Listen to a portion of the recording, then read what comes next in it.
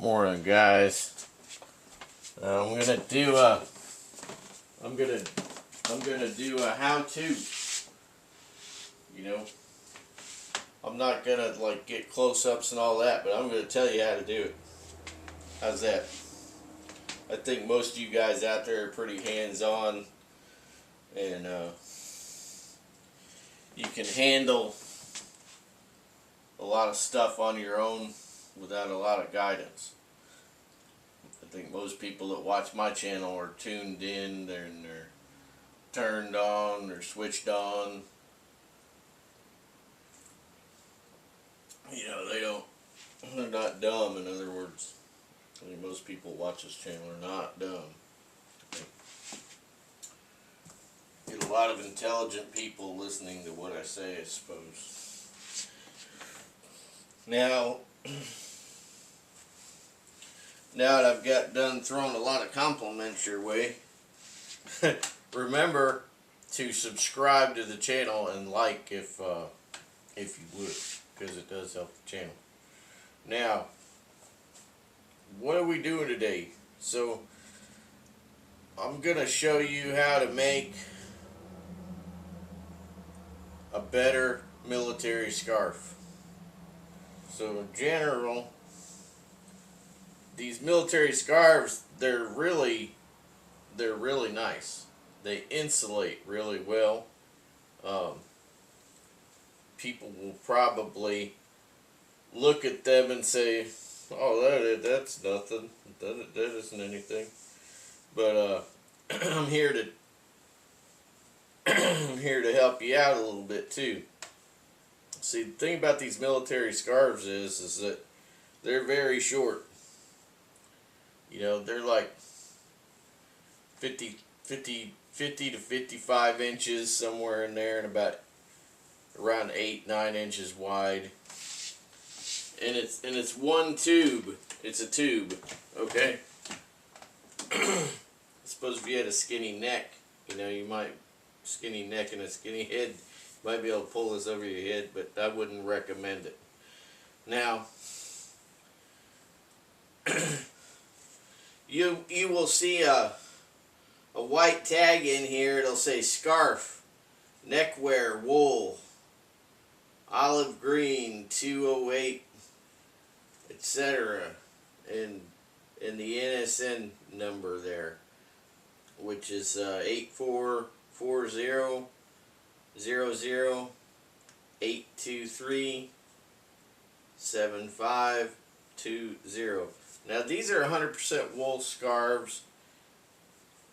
They really require no maintenance, okay? And they'll last forever, pretty much. Now, what is the point of this? Well, when they make wool scarves for the military, they don't make them very long, okay?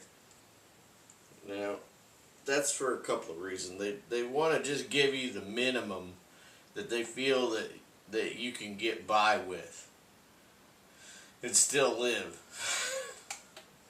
Alright? So, there's a couple of ways that you could wear this. One way I like to wear it is just to fold it over and have it crossed over underneath my top, okay, in between my coat and my sweater, right, and then have it around my neck like this, okay. That's a very good way to wear. It's the basic you know, issue military scarf. This is a good way to wear it. You won't be able to take this one and wrap it all around like you do a regular scarf, right? Because it's short, and that kind of sucks. if you want to really get down about it, but I like a long scarf myself. So what I do is I join two military scarves together, right? Now, I got these a while back just for this video purpose. Alright, I got them a while back just to do this video. This is going to be a second video coming. This one is going to show you how to get one scarf put together with the other scarf so that you get it right when you sew it. Okay, and we'll get to that in a minute. What are you going to need for this? You're going to need obviously a lighter, right, for the thread. What thread are we going to use? We're going to use this. This is Coates and Clark. Okay, Coates and Clark. This is upholstery thread. Man, this stuff is strong. I have used this on so many things over the years. I always keep several spools around. Got black and I got olive. And I always keep several spools of this Coates upholstery thread because it don't break. Your material will rip apart before the thread ever goes. You know, if the material is solid, the thread is not going anywhere. It's very strong. You can take one strand of this and pull it really tight. You'll start feeling like you're cutting through your skin before it breaks. It's that strong. So anyway, it's 100% nylon. I've got some stuff that I sewed together, military kit that I sewed together years ago, and it's still going strong. So I definitely recommend that you get this thread for any kind of use for outdoor kit. They do sell both, like I said, both black and olive green, military olive green. They have it. Now, in this little M&M's container here, I don't eat M&M's often, just every now and then, but I got this one Christmas because they're popular, obviously, during Christmas time at your big box stores.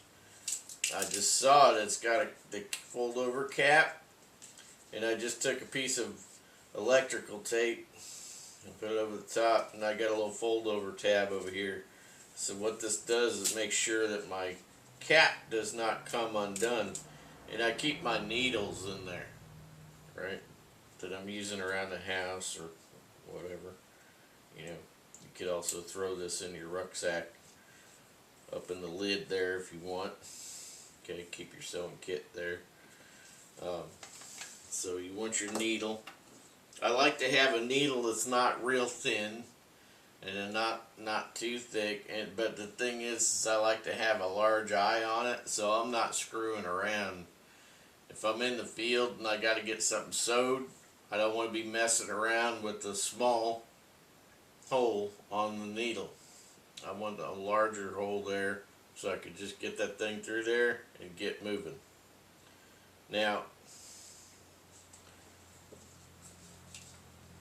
I got a few minutes. Right, so there's my needle. I've used that same piece of electrical tape forever. It stays, it's you know, it's good just to hold that lid. Now see, I left a tiny piece of thread on here, so you know, that way I could see it easy, right? So I can see I got a pretty good sized hole in that needle there, and you guys don't see it because you're way over there, but okay, so there's this thing on top of these, on the ends of these, alright, and those pop up so that when you're done sewing you can just slide the end of the thread in there and then close it, push it shut, and then that will keep your thread from unraveling, alright?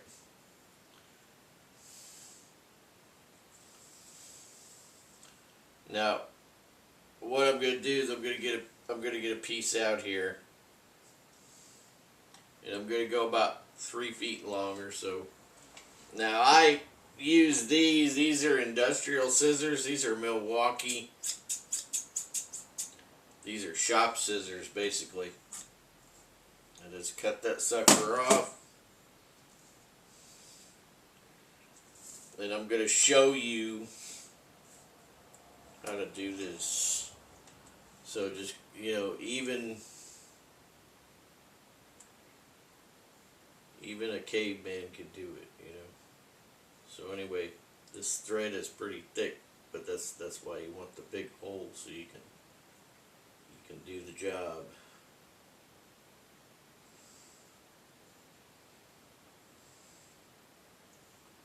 I think it's through there. Yeah. All right. So I'm gonna get the two ends, and what I'm gonna do is I'm gonna make myself a knot. All right. Oh, there it is. I'm gonna make myself a knot with these two ends. I'm going to tell you how to do it, so it will be a forever knot, so it will not ever come undone. Alright. When you sew stuff that's critical, you want to do things like forever knots. Got the two ends lined up there. I'm going to wrap that around my index finger. I got the bitter end over here. Wrap that around the tip of my index finger, and I'm going to pull it taut to where I got the needle. Now, being a smarter guy, I'm going to go ahead and I'm going to make the knot with the needle. And I got my fingernail there so that I don't poke my skin. I'm poking the fingernail. It's going to slide right underneath. It's going to slide right underneath. And I'm going to do a second time. You see what I'm doing there? Alright. Now I'm going to let that go. I'm just going to let it go. Okay. Feel like Rex Kwon Do there. Push the needle through and let it go. Push the needle through and let it go. Anybody that's watched Napoleon Dynamite knows that reference. Anyway, so now we got an overhand knot, but it's been gone through twice. This is a forever knot. You're going to pull that sucker taut. And just go ahead. And I'm going to cut off about 1 centimeter here because I got a little bit too much there. Now I'm going to singe this end. Okay, so I just singed it, and now those two bitter ends are also melted together. Right? Probably, you know, that's probably not crazy strong, but that's what your knot's for. The bitter end just, you know, keeps things the way you want them. Tidy. We want things to last that we sew together. So, I'm gonna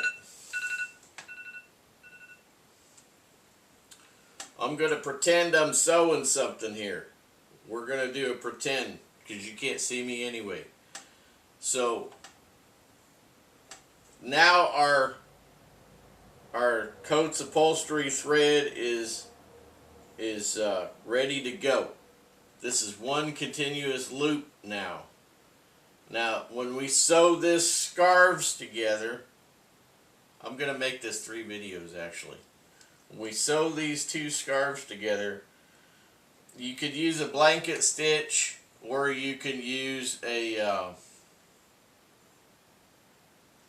whip stitch. Now, I've tried both, and personally, the whip stitch has been the one that I've always gone to because it's quick and it gets everything nice and tight together, and you know, and then it's quicker, and it's strong, you know, and it's easy. Those are three things: quick, strong, and easy.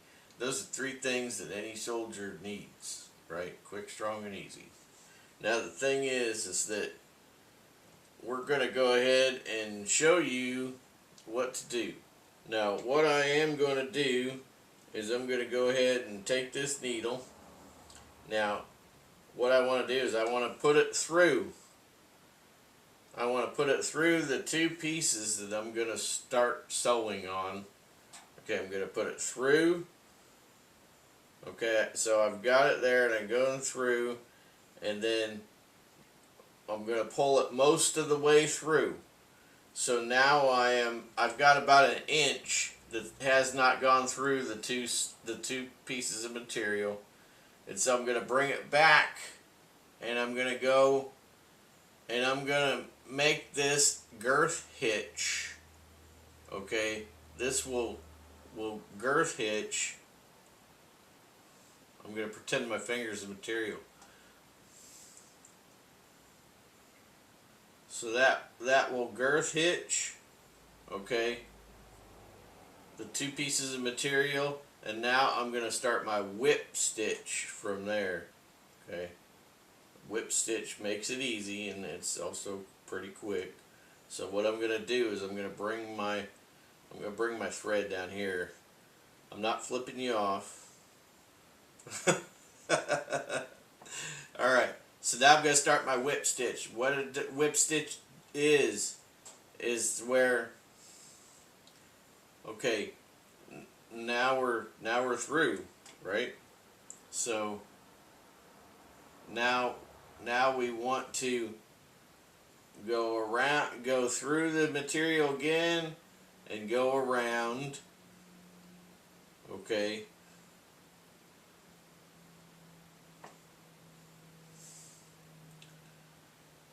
It's a little harder to try to sew your finger than it is to try to sew the material.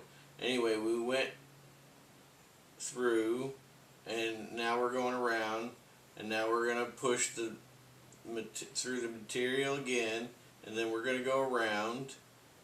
Okay, so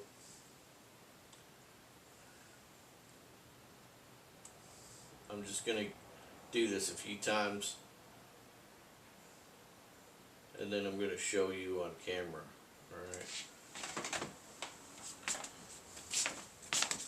Alright, so I'm going to get the light on here for you. See that? So I did the girth hitch over here. I go back through the two pieces of material, came over, and did again and again and again, and just I'm closing this up like a wound, right?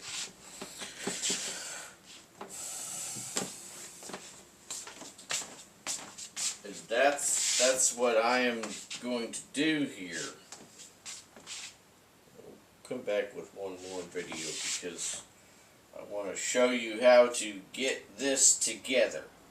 Okay, I'm going to show you, because you got to get it a specific way together in order to sew it. Otherwise, it's going to look stupid. Okay, so I'll be back in a minute.